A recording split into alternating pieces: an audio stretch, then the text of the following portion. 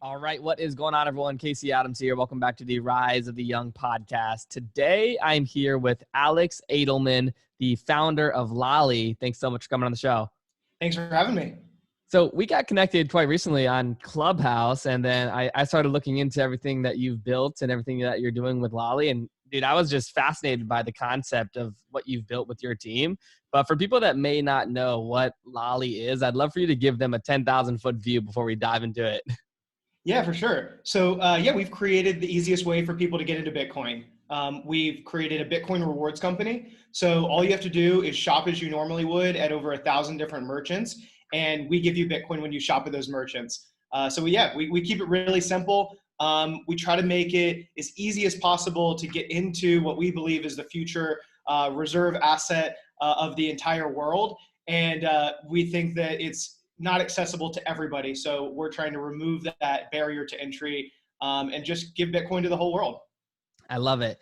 And I had Tyler Winklevoss on my podcast recently, and that whole interview went sort of viral, right? Because I had him on in December, and now we sort of caught it with the rally of Bitcoin. But nowadays, everyone's talking about Bitcoin. I've known about Bitcoin since 2017, and I've always found just the whole industry so fascinating. When did you find out about Bitcoin, and when was the idea for Lolli created?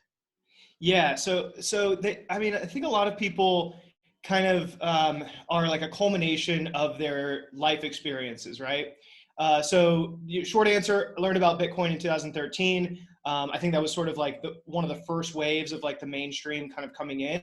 But it actually, like, when I talk to friends that have, stumbled upon it and for different reasons, it hit me in a very different way, I think, in 2013 because of what I was building at the time and what my like life's mission at the time and still is today. So what we were creating with our last company, which we started in 2011, was this e-commerce gateway. Our whole goal was to democratize commerce. How do we give everyone in the world the ability to buy and sell anywhere? And that may not seem like that foreign today, 10 years later. But back then, like, you couldn't just go like buy anything anywhere. Like, even commerce was like really clunky. You'd have like a clunky like PayPal button at the end. That was like the easiest way you could actually buy things. And so we wanted to like break open the entire internet and just have the ability to see something wherever you were and buy it. And so I had deep experience in the payments world. I had been building in payments since I was about 16. Wow. And kicked off all these different banks, kicked off PayPal for, moving money all over the world. And so I always had this frustration from a very young age and being like a kid of the internet where I couldn't move money all over the world to people that I knew and trusted.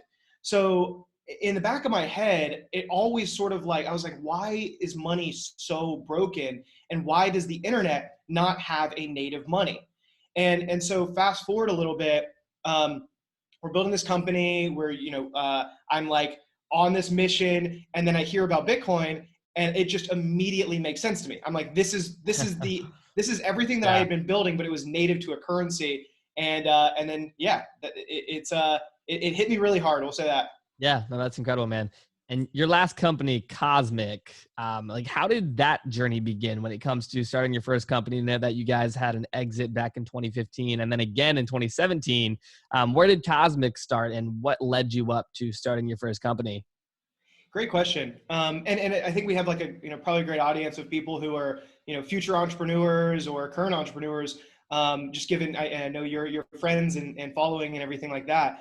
I've been building software and games since I was about 12. My parents got a computer for the family, and I went from like playing games to like downloading, Game Maker and these like different studios, and basically almost kind of like tricked myself into like learning programming at a very young age. And now there's like so many tools out there for kids to like learn programming, but back then, basically I was like, I don't want to just play the games. I want to actually build them. Way more fun to build. So that's how I got my start. And then fast forward a little bit, I was like, I can make way more money making like platforms and websites and back-end systems for people. So I ended up, building bigger and bigger and bigger. to the point where like my programming skills could not keep up. So then I started hiring people from Ukraine and Bangladesh and India, all over the world. And so then I became more of like a designer, product, person, and business person, because I would be negotiating these deals. And I just realized I could make way more money by doing like the business side of things. And I just had way more fun on the design and product side. So did that throughout college while studying economics. Economics was an incredible thing to study for me. One, I didn't get into my undergrad business school of all things. And so I sort of just like wound up taking these econ classes because I really wasn't that sure what I wanted to learn. But economics really set me up to understand how the world works and how the basis of like money works, how financial systems, how monetary policy works, so that I knew what to question. So then like I got to this point where in my like education where I was learning about microfinance initiatives and everything the Grameen Bank, Muhammad Yunus was doing in Bangladesh to democratize commerce and access to technology. One of the studies that really impacted me was he did the study where he gave the poorest woman in every village in Bangladesh a cell phone. And the trickle up economics that occurred from this microfinance initiative was absolutely incredible. These women would have these cell phones and people would flock to them and do business with them.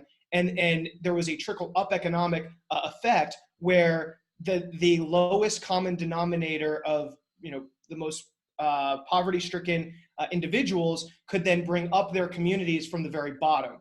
And so I think the study is actually still ongoing, but it was pretty conclusive that it was like, that is net good for the world. And when you can give people access to something that they don't have, it's pretty much net good for everybody. And when you can open up those channels through something like a cell phone or through something like the internet, that's a good thing. And that connection with between people is net good for the world. So if you had any doubts about the internet or how good it was for the world or how amazing it could be for connecting disparate groups of people, with these almost like fake borders around us, like that was sort of the thing that really like resonated with me. So fast forward a little bit, I was, I had very little experience in economics and a lot of experience in building technology. And so I was like, okay, what do I want to bring to the world? What do I want to do to, leave my mark on the world? And so I just kept coming back to this idea of why can't I buy and sell everywhere? Why are there so many middlemen? Why are there so many barriers? Why? So I just like ran out like a madman after this idea. I went through like 5, CTOs, chief technology officers, to actually like, find someone who could actually build this thing. I, went out to Las Vegas on a flight that like I could barely afford. I had like an iPad that I later returned to Apple. I was just like, in total bootstrapping mode to kind of make this company work. And lots of stories about like the creation of it. But fast forward a little bit, we ended up getting a ton of the biggest merchants in the world on the platform, created a real business, started making a good amount of money. And then everybody started talking about the buy button. Everyone was like, the buy button is going to be everywhere. And this is the company that was leading it. And so then we started to get acquisition offers, acquisition interest. And we ended up going with our biggest customer, which was PopSugar, to come in and power 1.2 billion in retail revenue running through the shop style platform. And yeah, that was our first acquisition. Yeah, that's incredible, man. How long was that process from starting bootstrap mode to acquisition? About 5 years. Okay. So, and I think a good lesson, I think, for everybody is it was that whole journey is 5 years doesn't seem like a lot, right? But it was totally backloaded. Like the first 3 or 4 years, if I'm being perfectly honest with myself, nothing happened. Like there was like little wins every 6 months and like things that kept us going, or I would like, figure out some sort of deal to like keep us alive or something. But it was like an absolute like, mess and really, really difficult company to build. And then it was all about like sticking it out and like basically being alive long enough for the world to realize what you were building was the inevitable future, to the point where they assigned value to that future. And then we got acquired. Dude, that's amazing. When you got acquired, what was that feeling like? What did it teach you? And like from that moment, where was your head at? Like, what were you ambitious to start the next project right then and there? Did you sort of take a step back and reevaluate like what you want to do with your life? Because I think a lot of entrepreneurs, right? Like they want to get to that point and they want to see what that feels like. And everyone has a different experience with that. So for you, like, what does the exit mean to you? And what were you looking forward to from that point on? It's a good question. I'm way more mission driven and like than I am like yes, I want to make all the money in the world and I want to because I know that with that money I can do good. I Yep. can build something bigger and bigger and bigger. You look at people like Elon Musk who like Yep. if he didn't build PayPal, he wouldn't be building Tesla and SpaceX. Yep. I am in no disillusionment that like having more money, you can do more, you can build more, you can have more fun, and leave it, make a bigger impact. So I would think if I go back to that like moment, yes, it was awesome. It was like, very validating. I remember being very excited about the acquisition because of how much we could build and grow within. We had like a 3-year earnout. So in no way was it like, Yeah. here's all our technology and leave. It's like, we had some really big goals and we actually grew about 10x post acquisition. Wow. So we got acquired and we like, there was this moment where I was like, okay, like I need like a week to chill. Cause I had been grinding for like, 100-hour weeks for like, 4 or 5 years at that Yeah. point. And so it was, it was hard, but then we got like remotivated right back into it, grew about 10x. And then we got acquired again by a bigger company, which, full circle, biggest cashback company in the US, many parts of the world, Rakuten. They came along and saw the work that we were doing with PopSugar, and we're like, hey, we want that. So we got acquired again and by a bigger company, Rakuten. And Rakuten really I learned so much there from like Rakuten proper with, the Japanese Yep. headquartered offices. We worked with the corp dev team there. And then also, Ebates at the time, which was the US entity, and learned all about cash back and rewards and everything from inside the biggest, cashback Yeah. company in the US, which, in hindsight, if that had never happened, if we hadn't hustled, if we sort of just said, okay, like we're just going to like, just kind of go with the flow at this first acquisition, we most likely would not have been acquired by the next company or would have just, folded into the, PopSugar or something like that. But it's sort of a good lesson of just like, do Yeah. what you feel and keep going and do what you're actually like, set out to do. And so, yeah, we just didn't stop, And then at Rakuten, we worked just as hard. We were a little misaligned. I think, the CEO that bought us left. They had different directives.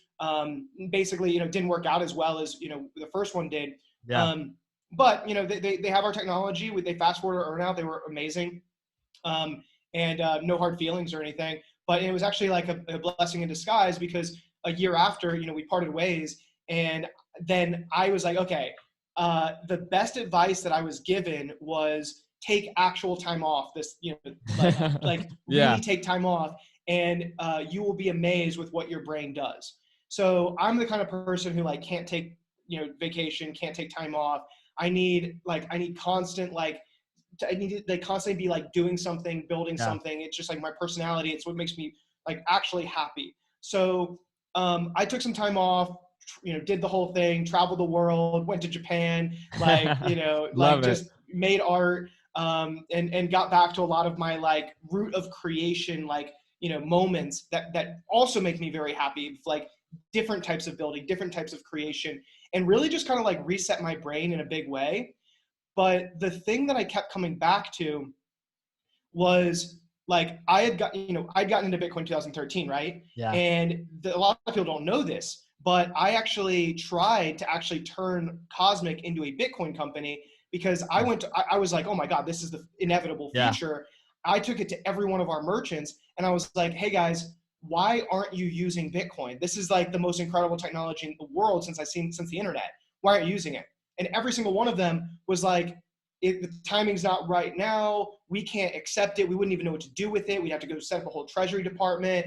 And then on the other side, the consumers didn't actually even want to spend it. Yeah. So it was like my first foray in seeing like where Bitcoin was going to be adopted and where it wasn't.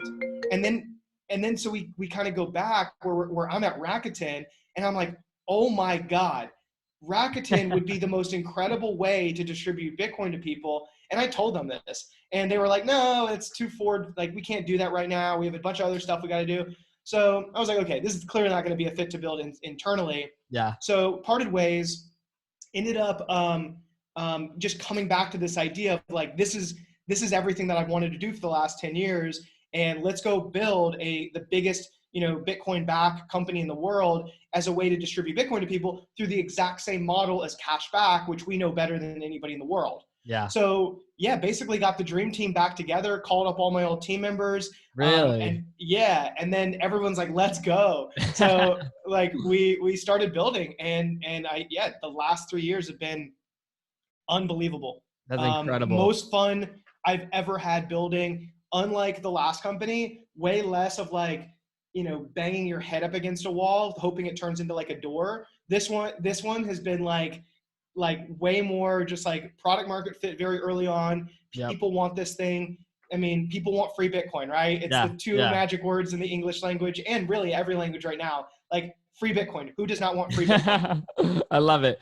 Have you guys seen, just even the past 3 months, like significant growth with this rally of Bitcoin going from 20,000 to 50,000? Because I'm sure a Bitcoin focused company is just getting way more eyeballs. But like, can you talk about that? Like, what have the last couple of months looked like for you guys at Lolli? Absolutely. The last few months have been crazy. We've grown. I think we've grown more of the last 3 months than we have over the last prior 2.5 years, I would say. Wow. It's so we're just seeing that's incredible, man. Congratulations. Thank you so much. Oh, it's a whole team effort too. Absolutely. So we are growing like crazy right now, and largely, it's because people want Bitcoin now more than ever. They're like, it's not a fad, right? Now the very few people actually saw the run up in like 2013, 2014. A lot of people saw the run up in 2017. But it takes multiple impressions for someone to actually like do something, right? Yeah. Whether that's clicking an ad, whether that's like, going to a restaurant, like you have to kind of hear something a few times to actually know what it is, especially when you're dealing with money. Yeah. So 2017, everybody in the world, almost everyone in the world hears about it. And it's like, okay, this is something most people chose not to adopt it at that point, largely because it was like still really hard. This time, everyone's like, oh my God, I need some Bitcoin. And I need to find it. And most people, even though like we love things like Robinhood and Public and these like investing apps, most people are not investors. And even more so, most people are not day traders. Yeah. So the daily interactions that you'd have with Bitcoin are actually very few and far between.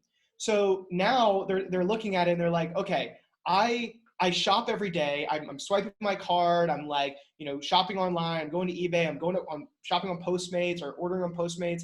Like Lolli just makes so much sense to so many people. Yeah, and totally. So it's like I'm going to shop for these things anyway. Why not shop at Lolli merchants opposed to like non-Lolli merchants and earn Bitcoin while I'm doing something that I was already going to do? I love that. It's so cool because like everyone's making these transactions and spending money. And if people get Bitcoin and they don't want to personally invest, they have this alternative, which allows them to earn Bitcoin, as you're saying. It's so genius, man. And when you guys had this idea, like, was anyone else doing this, or is anyone else doing this at the time when you started it? No, we were the first. Wow. So it's when you look at our story, it makes perfect sense, right? Yeah, the acquisition and the team, and you get it. But in hindsight, like I remember saying, like one of my favorite things is telling someone about Lolli for the first time, and I can see it in their eyes. It's like they're like, oh my God. It's one of those ideas where it's like, I wish I thought of that, which is a great thing to have. Absolutely. And because it also means like as soon as I can say exactly what Lolli is in one sentence and everybody gets it. Yep. And those are the best ideas and the best products, because like our growth rate is largely organic, right? Like 55% of our growth is organic over the historic 3 years, even in a bear market. So, which basically means people are talking about Lolli and we can't even track it, right? And it's like a good problem to have and a bad problem to have. People are saying, hey, there's this app that gives you free Bitcoin. Hey, there's this extension that gives you free Bitcoin. And then they're talking about it. And the more and more Bitcoin becomes pervasive throughout society, it's like we always want to be that top of funnel app that everybody uses to get into Bitcoin. And then we go downstream into way more things that get people the ability to have access to more Bitcoin. So, you could imagine, giving people the ability to earn interest on their Bitcoin, giving people the ability to buy and sell Bitcoin, giving people in the future the ability to actually pay with stable coins and earn Bitcoin, or pay with Bitcoin and earn Bitcoin. So all these sort of these products in this path to this inevitable like hyper Bitcoinization future that we all want to live in. Yeah, very cool. How has the growth looked like internally when it comes to team? I know that you said you brought on your team from Cosmic, your prior company, and you had this dream team together again. What does it look like when it comes to adding additional team members and growing the internal team? And what do you define as Lolli's culture and just internal structure as a founder? Yeah, great question, Casey. So I started this company with my old co-founder Matt of my last company, and we looked and talked very seriously in like day one about the type of company that we wanted to build, and all the things we did right and all the things we did wrong with Cosmic. And there's when you look back at like building anything, you can be hindsight's 2020 and you can say, yes, at the end of the day, we had a win, but we also wanted to go way bigger. We wanted to build, something that was, I didn't want to build something that I had to, sell or wanted to sell. I wanted to build something that, could be, last for generations. And that's very difficult in technology. That's the holy grail, right? Like to build like a Microsoft or a Apple or like a, something along like something that's going to last forever is sort of the battle that I think a lot of people who build in tech, struggle with, is that it's a very ephemeral space. You build something and then 6 months later, you're replacing your own technology with better technology. So it's, when we looked at that, we're like, okay, we're really good at building things, right? I think we have one of the best like architectural like minds and product minds like as part of our like core team. The thing that we like looked at that we were like absolutely that we did not do wrong that we loved was when we look back is like the people were amazing.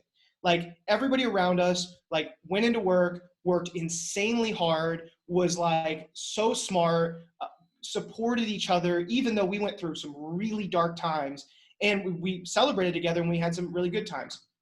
So I think when you realize that everything you built is in some other person's database that you have no access to, you have no impact on the thing that you spent at that point 7 years building. Wow. You sort of realize the things that are important with building anything, which is the people around you that are building it. So that was like a very core component, was like, we want very similar people, and other founders that have built like multi-billion-dollar companies have always told me this, of like the core team will hire people, similar people to everybody around you. So when you start with the right team, you will continue to, build out. It's just a natural progression. Like people want to hire people that are similar to themselves in personality, intelligence, in ethics, and everything. And so with this company, my biggest fear is not having, or like having that core team and then diverging from, what we were hiring for.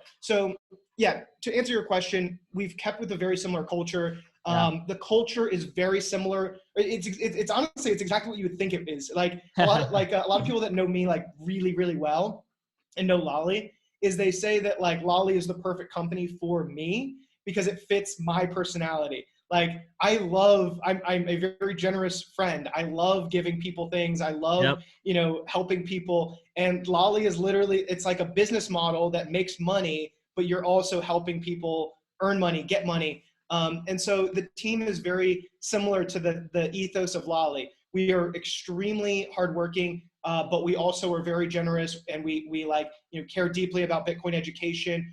We are extremely ethical group of people, high moral character, and you have to be when you're dealing with people's money. And then also we hired brilliant engineers, because like our background, a lot of people don't realize this, but our last company was like a PCI level 1 compliant enterprise, SLA 99.9 to the nth degree, technology. Like Yeah.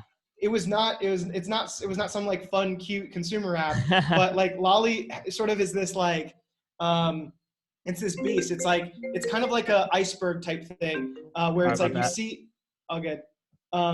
Like Lolli's kind of like this, like you see like tip of the iceberg, and it's like you see this like fun, cool little app, but in the background, we're dealing with a lot of Bitcoin and like an extreme Totally. like financial, system that is like very, complex. So we have, incredible engineers. We follow, all the standard practices of custody solutions for people's Bitcoin. But in the front end, it's fun, it's lighthearted, and everything. So Yeah. yeah, that's the kind of company we've built and the kind of team we've built as well.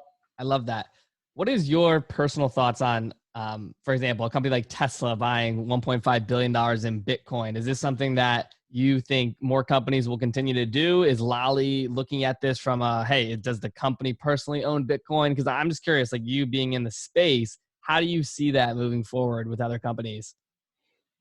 Yeah, it's the inevitable future. I think there's clearly like probably people who would disagree with me, but we've been holding Bitcoin on our balance sheet forever, right? Love Like it. we believe in it. We can't own as much as Tesla, unfortunately. But yeah, I mean, relative proportion to what we're holding. Yep. Yeah, I mean we believe in Bitcoin, so we are going to take that belief and put our money where our mouth is and hold Bitcoin on our balance sheet, and we've been successful in that. I love it. So we're not going to do anything that would put the company at risk of insolvency. At the end of the day, my job as CEO, there's a million jobs, but like at the end of the day, we can't run out of money. That's like what Yeah. every good CEO will say is like never run out of cash, never run out of money. And so yeah, we do keep Bitcoin on our balance sheet, same as Tesla, same as Square. But I think more and more companies are going to do it. I think one, Michael Saylor is a good example. Like Yep. MicroStrategy, he set out and did this whole conference, which I encourage everybody to listen to and everybody to watch. It's one of the most bullish pieces of media on the internet right now for Bitcoin. He goes to all these Fortune 500, CFOs, CEOs, and he tells them, he's like, look, this is the inevitable future. You can, hedge your risk by holding Bitcoin. Most of these companies are sitting on absurd amounts of cash and they're not doing anything with it. Yep. And meanwhile, the inflation rate is like, spiking. We've got the Fed printing trillions and trillions of dollars. So like, what's the smart thing to do? Hold a non-inflationary currency, an asset that like everybody has access to. And like, this is the inevitable future. So I think more and more companies are going to do it. Michael Saylor was clearly like the biggest and biggest whale to do it. Yeah. But I mean, my friends who run Bitcoin companies have been doing it, for a long time, and we've been doing it for a long time as well. And once you understand Bitcoin, once you believe in Bitcoin, it's really tough to see the world any other way. It's like I try to not Totally. be so dogmatic, but it's like, I mean, there's only 21 million Bitcoin, and there is a network effect across the entire world. And if you believe in the internet, you believe in Bitcoin, right? Like you Yep. need, like Bitcoin is the only asset that connects 4 billion people with an internet connection. There's no other asset that does that. Yep. Like literally zero. So like you pick like what the best Totally. currency is that connects everybody through commerce, because there has to be something.